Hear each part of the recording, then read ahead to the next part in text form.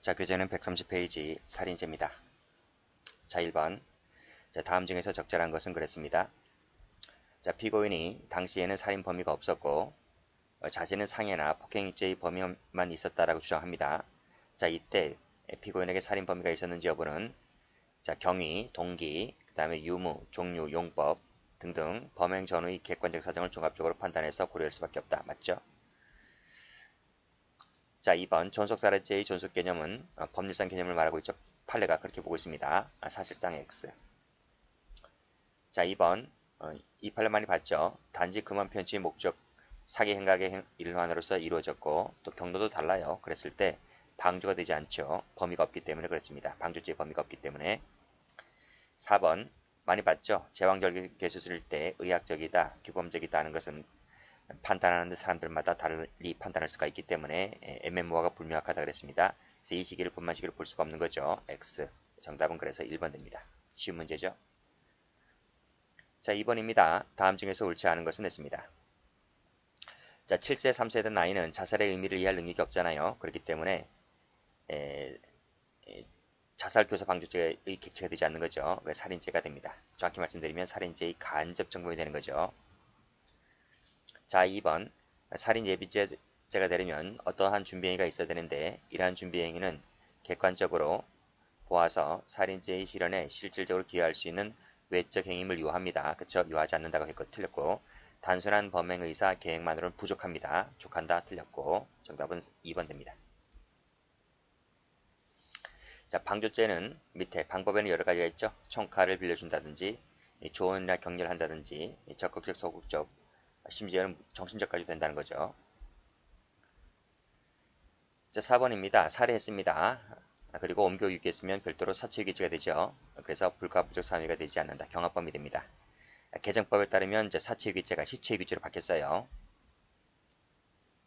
자, 문제 3번입니다. 다음 중에서 옳지 않은 것은 그랬습니다. 자, 인체 급소를 잘 알고 있는 무술교관 출신이 무술 동작을 취했죠. 그리고 울대를 가격했습니다. 라고 했을 때 살인 범위가 있다고 봤죠. 2번 풀었죠. 7세 3세의 나이는 자살교사죄의 객체되지 않는다 그랬습니다. X. 답은 2번. 미필적 충분하고요. 3번, 4번 풀었습니다. 자, 문제 4번이죠. 다음 중에서 옳지 않은 것은 그랬습니다. 자, 생모입니다. 생모. 생모는 인지 절차가 필요 없어요. 그래서 당연히 존속살해죄가 되는 거죠. X. 답이 1번 되겠습니다. 자, 2번 격분하였다. 예리한 칼이죠. 그리고 길이 6cm, 17cm 깊숙이 들어갔어요. 그래서 곧바로 부검을 해보니까 곧바로 좌측 심장까지 절단됐다고 했을 때 누가 보더라도 살인죄의 고의가 있다고 봐야 되겠죠. 자, 그 다음 분만 중인 아이는 사람으로 보죠. 그래서 분만 개시설에 따르게 되면 사람으로 보는 것이기 때문에 업무상 과실치사죄가 됩니다. 자, 문제 5번입니다. 다음 중에서 적절한 것을 골라라. 1번 풀었고요. 그쵸? 1번이 답이네요. 자, 2번 별도로 사체유기죄가 되죠. 안된다. X. 3분간 눌렀다라고 했을 때 살인죄 고의가 있다라고 봤습니다. 인정되죠. 안된다. X. 그래서 강도가 있기 때문에 강도 살인죄가 돼버리죠. 자, 4번 풀었죠. 금은 편취 목적이기 때문에 방조죄의 고의가 없다는 겁니다. 그래서 방조죄가 되지 않습니다. X.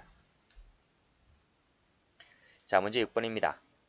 갑은 처을과 둘은 부부 상계입니다. 그렇죠? 부부 사이 말다툼을 해오다가 을이 죽고 싶다. 같이 죽자고 하니까 을은 살인죄 고의, 자살의 고의를 갖고 있는 거죠. 근데 보증적지가 있는 갑이란 사람이 오히려 그 자살을 방지해야 할 의무가 있는 건데 오히려 휘발유 한 번을 사다 줍니다. 그랬을 때 뭐가 되죠? 자살 방조죄가 되는 거죠. 답은 2번. 자, 상해죄 폭행죄 갑니다. 자, 문제 1번 올해 문제입니다. 다음 중에서 옳지 않은 것을 골라라. 상해죄 판례입니다. 판례. 판례에 의한다 했기 때문에 상해죄 성립에는 폭행에 대한 인식만 있으면 충분하다고 보죠. 상해죄까지 필요가 없다. 맞습니다. 자, 2번 폭행죄의 폭행은 최협의가 아니고 뭐죠? 협의죠. 협의 폭행입니다.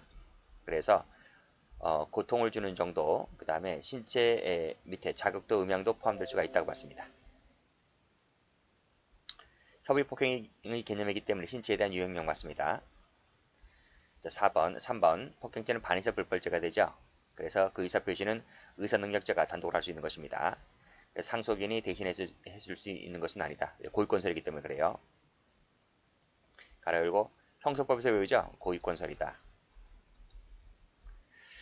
자, 다음. 자, 263조 아시죠? 상해죄 동시범 특례 조항입니다. 독립행위가 경합하여 상해 결과를 발생하게 하였을 때 공동정범의 예에 따른다. 그 규정하고 있다. 맞습니까? 뭐가 하나 비인 것 같은데? 뭐가 비었죠? 여기서 뭐가 하나 비었죠? 제가 안 적을게요. 원인 행위가 판명되지 아니한 때 이게 빠졌습니다. 이게 빠졌기 때문에 틀린 거예요. 지금 문제가 옳지 않은 것을 골라라 했기 때문에 4번 되겠습니다. 자, 문제 2번 가보죠. 적절한 것을 골라라 그랬네요. 폭행죄, 존속폭행죄, 특수폭행죄는 미수처벌 조항이 없으며, 그쵸? 폭행죄는 미수가 없죠. 자, 피해자 명시한 의사에 반하여 공소를 지게할 수 없다는 말은 반의사 불벌죄라는 얘기인데요. 폭행죄하고 존속폭행죄는 반의사 불벌죄가 맞아요. 근데 특수폭행죄는 반의사 불벌죄가 아닙니다. 이게 틀린 거예요. 아시겠어요? 그러니까 다 맞아요. 다 맞는 말인데 마지막에 틀린 거예요. 특수폭행죄는 반의사 불벌죄가 아니라고요. 자, 2번. 자, 갑과 을이 독립하여 살해하고자 했잖아요. 살해하고자 했는데 빗나가서 상해를 입히는데 그치고 말았다. 그게 뭐죠? 살인죄 고의잖아요. 살인죄 고의. 그럼 뭐가 됩니까? 살인 미수죠. 살인 미수가 되는 거예요. 자, 누구의 탄환인지 밝혀지지 않았다 했을 때 263조가 적용됩니까? 적용되지 않는 거예요. 203조 되는 것이 아니고 13조가 됩니다. 13조. 이때는 요 살인죄 고의다 보니까 이때는 13조입니다. 아니죠. 19조. 형법제 19조가 적용되는 것이기 때문에 그때는 각자를 미수 처벌하죠. 그래서 살인 미수가 되는 거예요. 그래서 2번이 맞는 지문이 됩니다. 3번 호적부상 등재 친생자로 등재가 됐다 할지라도 결국 B가 C와 다른 남자와 정교관계를 맺게 됩니다. 그래서 갑을 출산하게 되었을 때는 내 피가 안 섞였죠. 그러면 존속이 되지 않습니다. 보통 상해죄가 되는 거죠. 방문을 걷어찼다라고 했을 때 폭행죄가 되지 않습니다. 그렇죠?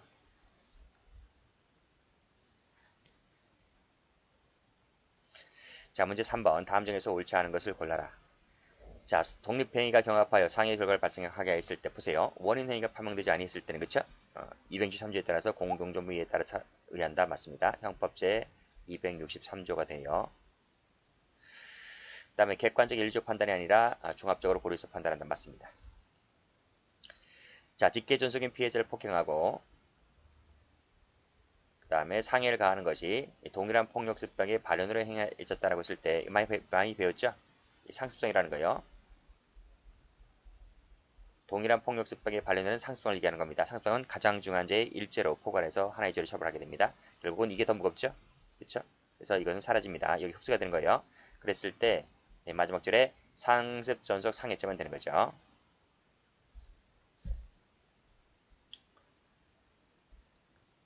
자, 4번.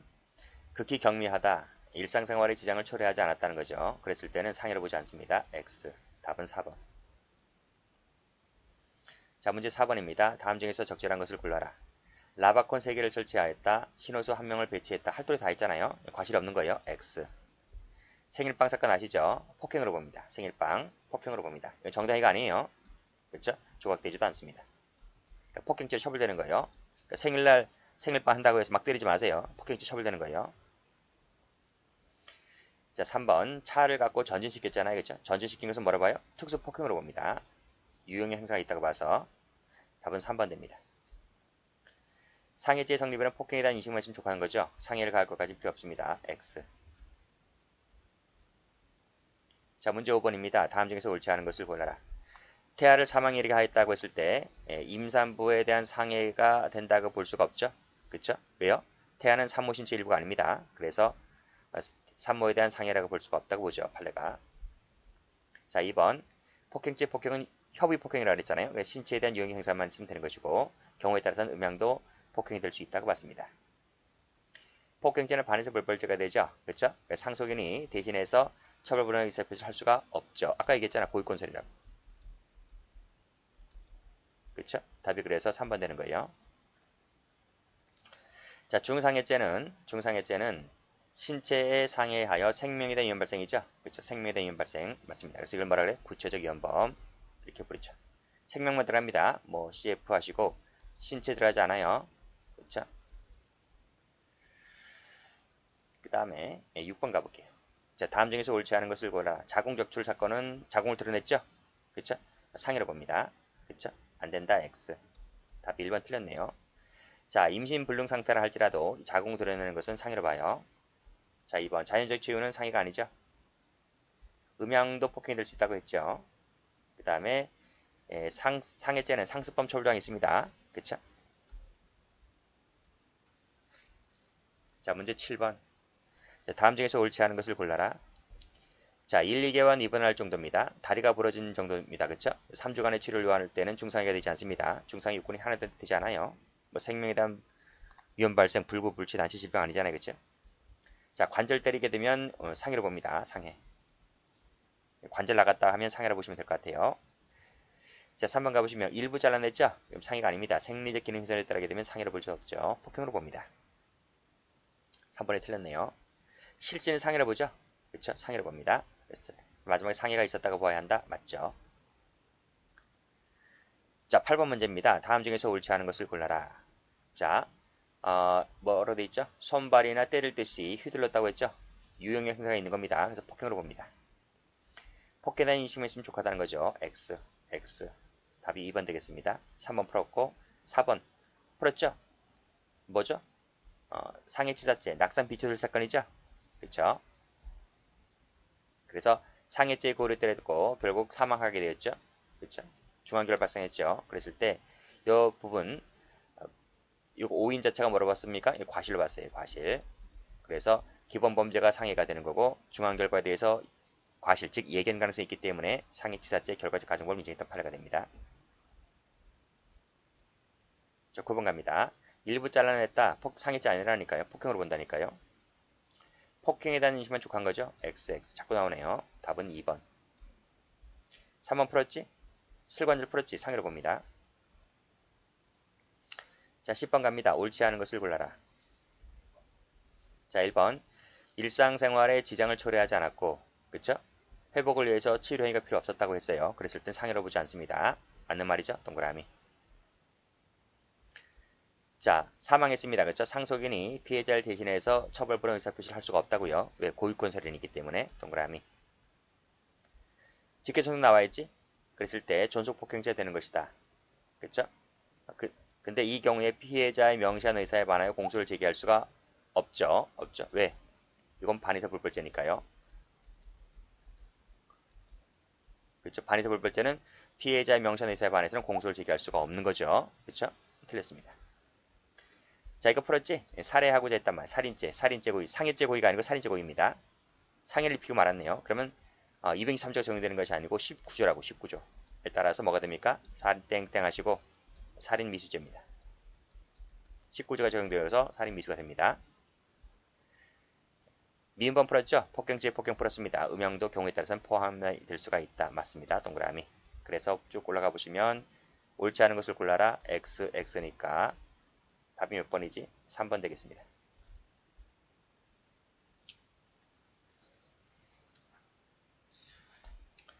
자, 11번을 갑니다. 다음 중에서 옳지 않은 것을 골라라. 폭행죄는 반의사 불벌죄 맞죠? 그 다음 전화기 이용하는 것은 폭행이 아닙니다. 그쵸? X. 그 다음에 욕설을 하였거나 대문을 발로 찼다는 것은 폭행이 아니고요. 직계 존속에 대해서는 폭행죄를 범했을 때는 가중처벌 조항이 있죠. 맞습니다. 존속 폭행죄가 있는 거잖아요. 그쵸? 정답은 2번. 자, 12번입니다. 다음 중에서 옳지 않은 것을 골라라. 1번 푸른 것 같고요. 휘둘러거나 던졌다. 이용 형사가 있지? 그 다음 자, 등에 업힌 피해자의 딸을 밀었다. 그리고 결국 그 애가 죽었네요. 등에 업힌 사람. 그렇죠? 그러니까 뭐지? 일심동체입니다. 일심동체. 그래서 그 엄마를 밀면 애까지 넘어간다는 점에 대해서 당연히 예견이 가능한 거예요. 그렇기 때문에 서로 다른 인격자를 할지라도 폭행죄가 되는 것이 판례죠. 안 된다. X. 답은 2번 되겠습니다. 자, 3번. 특정인을 겨냥해서 던진 것이 아니기 때문에 수화기는 위험 물건이 아닌 거예요. 다음. 전화했다는 거지. 특수한 방법으로 뭐뭐 하는 사정이 없는 이상 원칙적으로 전화기에서 전화한 것은 유형의 행사를 볼 수가 어렵다. 즉 폭행으로 볼 수가 없다는 거죠. 예외적으로는 가능하여 특수한 방법으로 고통을 느끼게 할 정도가 되면 가능하지만 그게 아니라면 단순히 전화기에서 고성을 질러대는 것만 갖고서는 폭행으로 볼 수 없다는 것입니다. 그래서 원칙과 예외를 나눠서 보라 그랬죠. 원칙은 아니지만 예외는 될 수가 있다. 그거 봤습니다. 그래서 이 가로 열고 닫은 부분 있잖아요. 그렇죠? 이 가로 열고 닫은 부분, 이 가로 열고 닫은 부분을 가지고 그 응용해서 문제가 나올 수가 있기 때문에 그 대비하셔야 됩니다. 자, 문제 3번. 과실범 얘기네요. 자, 출발하기 전에 안전손잡이를 잡도록 고지하고 확인해야 할 의무가 있는 거죠. 이걸 다 하지 못했기 때문에 과실로 인정할 수 있다는 판례가 되죠. 같은 업무와 직종의 종사는 일반적 보통인 맞죠? 자, 3번. 도급 같은 경우 나와 있어요. 도급 같은 경우. 자, 도급쯤 끝입니다. 내가 책임 안 져요. 원칙이 그런데 예외가 있어요.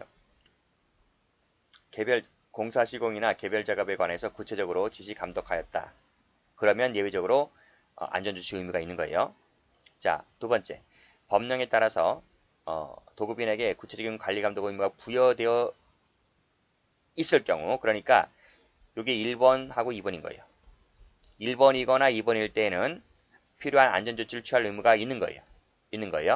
아시겠어요? 그러니까 1번 5와 2번이라고요. 1번이거나 2번이거나 하나가 있으면 필요한 안전조치를 취할 의무가 있는 거예요. 없다가 아니고요. 그러니까 1번은 되고 2번이 없다 하더라도, 또는 무슨 말인지 아시겠죠? 구체적으로 지휘 감독하였다면 설령 2번이 되어 있지 않다 하더라도 필요한 안전조치를 취할 의무가 있는데 그걸 다 하지 못했기 때문에 도급인에게 과실 책임을 물을 수가 있다, 이런 말이 이해되시겠어요? 좀 어렵나요? 자, 그러면 판례 해설 한번 가볼게요. 자, 여기 한번 보세요. 자, 기본 강의 때 말씀드렸는데요. 자, 보세요. 도급은요, 원칙적으로 도급은 책임지지 않아요. 도급 좀 끝인 거예요. 근데 예외가 있어요. 자, 법령에 의해서 이렇게 구체적인 관리 의무가 부여되어 있거나 오하잖아요. 이 오하잖아요. 오하로 돼 있단 말이에요. 그러니까 일단 법령에 의해서 구체적인 관리 감독 의무가 부여되어 있는 것이 동그라미 1번이고요. 두 번째는 도급인이 공사 시공이나 개별 작업에 대해서 구체적으로 관리 지시 감독하였다는 사정, 이 2번이란 말이에요. 그러니까 1번 5와 2번 이 두 개 중에 하나가 있다면 취할 의무가 있는 거예요. 아시겠죠? 따라서 다시 교재를 와보시게 되면 1번 있잖아요. 그쵸? 하나가 있잖아요. 하나가 있고 이건 없는 거잖아요. 그러니까 두 개 중에 하나가 있기 때문에 필요한 안전조치를 취할 의무가 있는 것이죠. 그러니까 없다 했으니까 틀렸단 말이에요. 자, 3번 적색이죠. 적색. 그랬을 때는 보행자가 적색 신호를 무시하고 갑자기 뛰어나올 가능성에 대비해서 안전해야 할 주의 의무가 없다. 맞습니다. 신뢰 원칙이죠. 총론 시간에 배우죠. 자, 2번 가보겠습니다. 업무 나와 있네요. 업무. 자, 사회생활상의 지위에 있어서 계속적, 맞죠? 그 다음에 안전배려 의무를 내원하는 경우는 물론이거니와 생명신체에 관련된 것도 포함된다. 맞습니다. 자, 감리 업무를 소홀히 했다는 거죠. 그럼 과실이 인정되는 거죠. 주차했다는 거죠. 자, 적재된 토마토 상자를 운반하던 중에 떨어지면서 지나가던 보행자에게 상해를 입혔다고 했을 때 형법상의 업무상 과실이 인정되는 겁니다. 주차를 했기 때문에 도로교통사고 처리 등법이 적용되지 않는 거예요. 아시겠어요? 만약에 운행 중이었다면 교통사고 처리 등법으로 처리하겠지만 주차를 해버렸기 때문에 교통사고 처리 등법으로 가는 것이 아니라 일반 형법이 되는 겁니다. 과실이 인정되는 거죠. 성립한다는 겁니다. 성립한다. 왜 안 한다 그랬지? 그래서 이것이 틀린 겁니다. 자, 버스 운전사는 밑에 뭐뭐를 확인할 의무가 있는 것이기 때문에 이걸 확인하지 못했다고 한다면 이 버스 운전자의 과실 책임을 인정할 수 있다는 판례가 됩니다. 답은 3번. 자, 문제 3번을 가보죠. 자, 다음 중에서 옳지 않은 것을 골라라 그랬습니다. 자, 최선의 노력을 다했다는 거죠. 그럼 어떻게 해야 돼? 일단 봉합 수밖에. 그래서 과실 의사에게는 과실이 인정되지가 않는 거죠. 경찰관이 정지신을 무시했다는 겁니다. 그랬을 때 밑에 뭐뭐를 했다면 과실 책임이 있다. 맞습니다. 그거 많이 봤죠? 예상하지 못한 뒤편으로 골프공을 보냈다는 것이 상해를 입혔다고 했을 때 과실치상죄가 인정됩니다. 안 된다. X. 답은 3번. 자, 이건 총론 시간에 배우죠. 신뢰 원칙 할 때 업무를 인계받지 못했다는 겁니다. 전념하고 있었다는 거죠. 그랬을 때 이 간호사는 이 회복 신뢰에 있는 모든 환자에 대해서 적극적 계속적으로 주의 감독을 해야 할 의무가 있다고 할 수가 없다고 해서 이 간호사는 뭐가 됐습니까? 과실이 없다는 거예요. 과실. 그래서 무죄입니다. 무죄. 누구만 책임져요? 의사만 책임지는 거예요. 신뢰 원칙이지. 됐죠? 정답은 3번 됩니다.